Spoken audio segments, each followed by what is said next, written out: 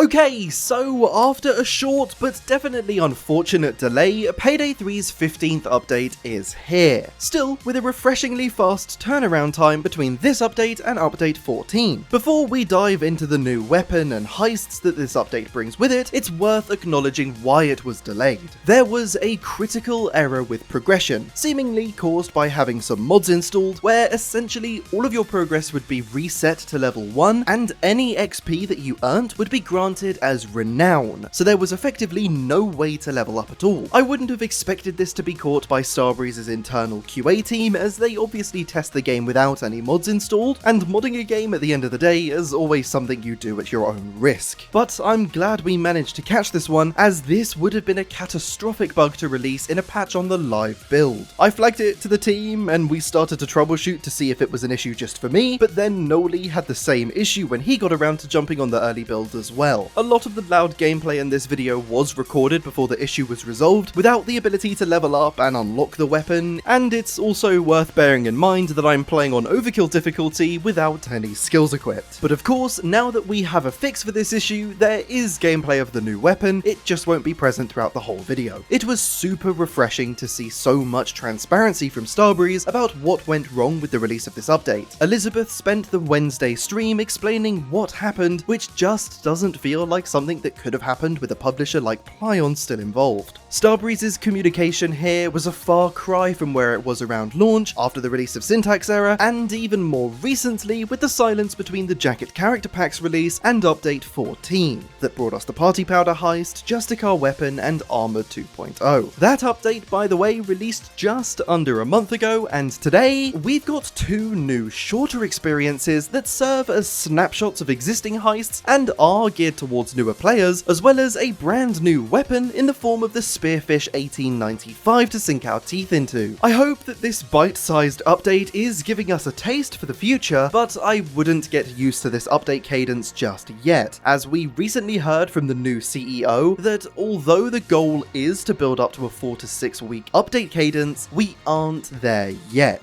That would be a rather peculiar thing to say the day before announcing an update with the shortest gap since the last one that the game has ever seen if this update cadence was the new standard. That said, update 15 introduces a new type of heist, smash and grab heists. These are much shorter iterations on heists that already exist in the game, with only a couple of objectives and obstacles standing between you and the loot. There are currently two smash and grab heists in the game, one for No Rest for the Wicked and the other for Boys in Blue, and no, you don't need to own the Boys in Blue DLC to be able to play its associated smash and grab heist. But the way smash and grab heists work are so different to the actual heists they share a location with that the value of the Boys in Blue DLC isn't at all diminished by this free addition. These smash and grab heists themselves are extremely straightforward by design, with the bank withdrawal heist simply requiring you to pick up a red keycard, let yourself into the vault, and bag up the cash on lower difficulties, which you can pull off very easily first time round without even needing to mask up if you're aware of how the game's detection system works. Harder difficulties, however, do throw in some additional layers of vault security, like needing to flip 4 color-coded switches to access the vault's door, and sometimes even going further, and also requiring a manager's retinal scan. If, however, the heist goes loud before you make your way into the pre-vault area, you'll have to drill your way in instead of either finding a red keycard or flipping switches, and should the manager come to an early demise, you'll need to use thermite to enter the vaults instead of a retinal scan. Due to their much shorter length, the different phases of the smash and grab heists don't follow the same progression structure as they do for the game's main experiences, completely bypassing the negotiation phase and beginning the assault very soon after the alarm is raised. You will have the opportunity to trade hostages for resources in between assault waves, but the final assault tends to kick in very quickly due to how short these heists are. Regardless, you're rarely there long enough to need additional supplies. The second smash and grab heist, Search and Seizure, takes place at the Boys in Blue location and has us breaking into the garages at the back of the police station to search some supercars that have been used to smuggle some party powder. While it's not exactly anything special, searching the cars and being able to lift them up and down to access different areas is a unique and oddly very engaging objective type. It certainly forces you to think about positioning when stealthing, but provides an interesting challenge when going loud, as by lifting up the cars, you'll be sacrificing some cover. It can get a little bit repetitive taking off all of the different parts of the cars, but these heists aren't really designed to be played over and over again. This heist doesn't change too much on harder difficulties, besides for the addition of some cars that need to be searched that are actually parked in the car park itself. Pulling you out of the garages where it's relatively straightforward to remain undetected, and forcing you to steal from cars that are sometimes right under police's noses. However, this is only really a noticeable difficulty increase when you're taking on the heist in stealth. It's worth noting that neither of these heists allow you to access all areas of the level, with the bank withdrawal heist limiting you to the bank's exterior, front lobby, and vault, and then the search and seizure heist taking place in the car park and garage at the police station. Before we talk about the new Spearfish 1895 weapon and touch on why the simplicity of these smash and grab heists might actually be their greatest strength, I just wanted to ask that if you are enjoying this video, you consider subscribing. So, what is it about the shorter length of these heists that make them so much fun? Well, to understand that, we first need to get a grasp on why these smash and grab heists exist in the first place. While at face value, it may seem like an easy way of sticking more content into the game, reusing locations and objective types along the way, in reality, it's somewhat necessary that these smash and grab heists take place on existing levels. If you're loading into the game either for the first time as a completely new player, or any player under Infamy 10, you will be prompted to play these smash and grab heists before any of the other heists in the game. They have been designed from the very beginning to be entry-level experiences geared towards newer players, allowing them to pull off their first few heists quite quickly and providing a stepping stone between the game's tutorial and main heists. Due to their simplicity, they feel much more arcade-like,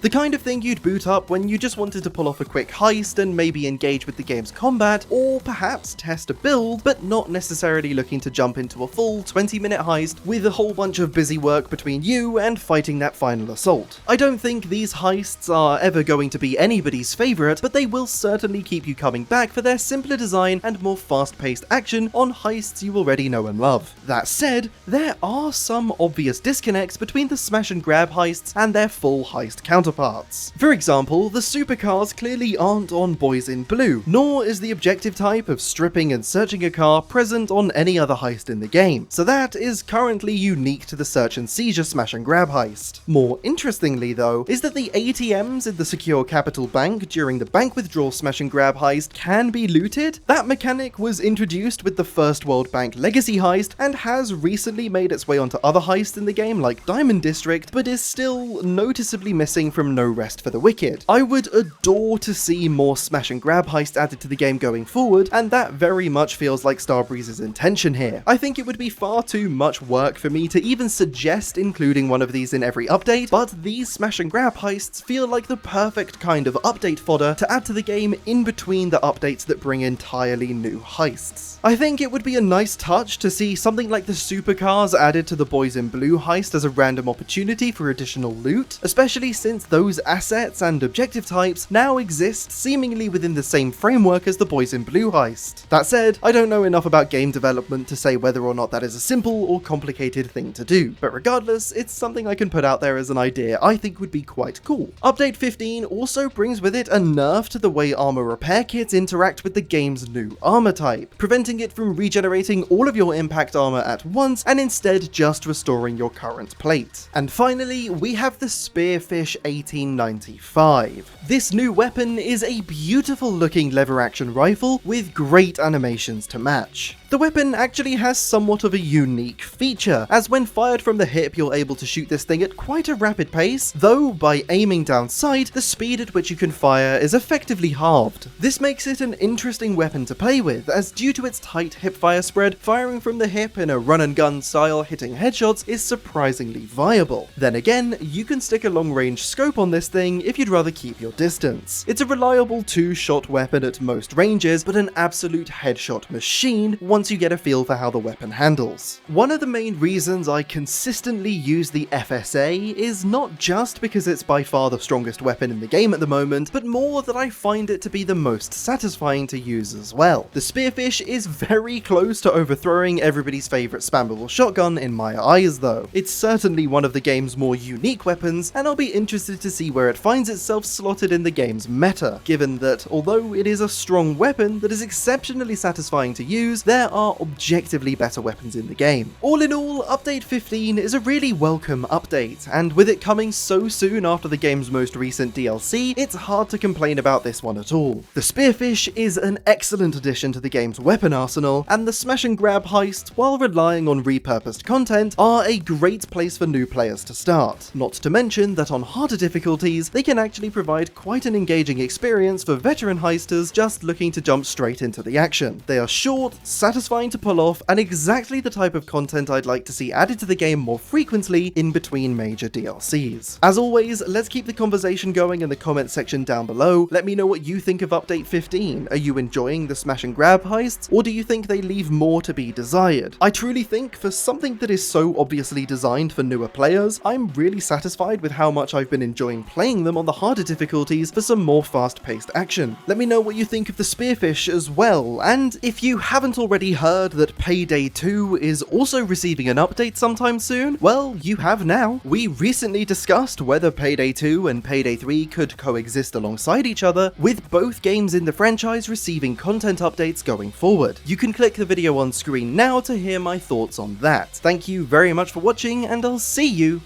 in the next video.